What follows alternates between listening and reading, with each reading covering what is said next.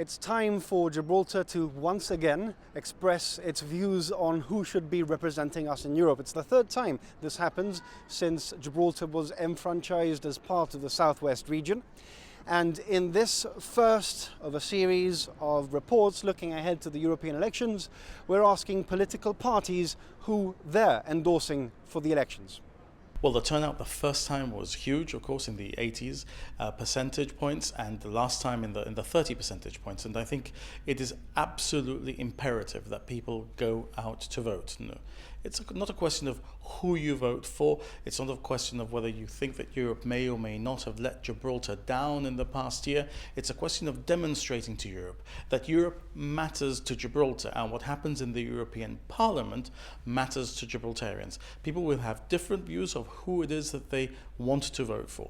But we fought for many, many years to win this European vote. This is not something where the fight is in the past, where we can talk about suffragettes having fought, almost 100 years ago for the right to vote in general elections. This is something in living memory. It was important for Gibraltarians to start the fight to win the European vote. It must therefore be important for Gibraltarians and residents of Gibraltar to go out to vote in this European parliamentary election for whichever party they may decide they wish to vote.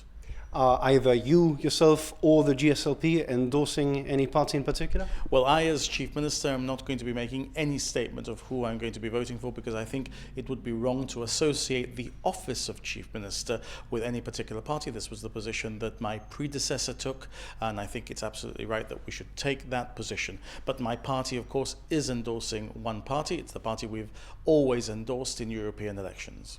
That would be Labour. That would be Labour. Well, it's not a question of me endorsing anybody. It's a question of who I will personally, as Daniel Feetham, would be voting for at this European elections. Look, there are many, many MPs from across the political spectrum that have been supportive of Gibraltar.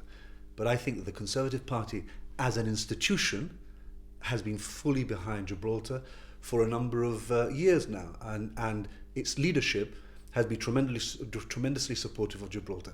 That, of course, that they could do more. I agree that they could do more. I mean, I've recently given an interview in the international press where I said that perhaps the United Kingdom ought to send a larger asset here for a period of time. But the Conservative Party, as an institution, I think has been very supportive of Gibraltar, and therefore I will personally be voting for them. But the GSD itself won't be endorsing anyone? No, the GSD will not be endorsing anybody, and it's not for me to tell GSD members who to vote for. They are intelligent people, and they will vote in accordance with their conscience and in accordance with whom they believe is in the best interest of Gibraltar. I mean, I think that the question that people ought to ask themselves is not what party in the United Kingdom is ideologically closer to me.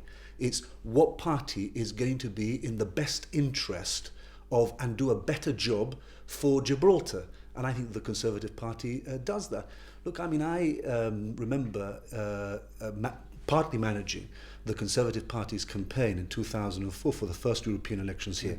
I introduced Michael Howard to the international press, where for the very first time he developed the policy that the Conservative Party would not agree to a process of negotiations without the consent of the Gibraltar government. So it's a veto on process.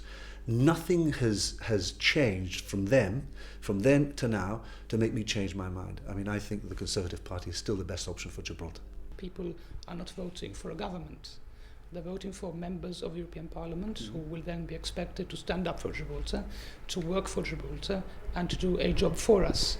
And really, for me, I think it's no secret that Sir Graham Watson has worked very well with the government, has worked very well with Gibraltar. He has the interests of Gibraltar at heart. He knows the issues inside out.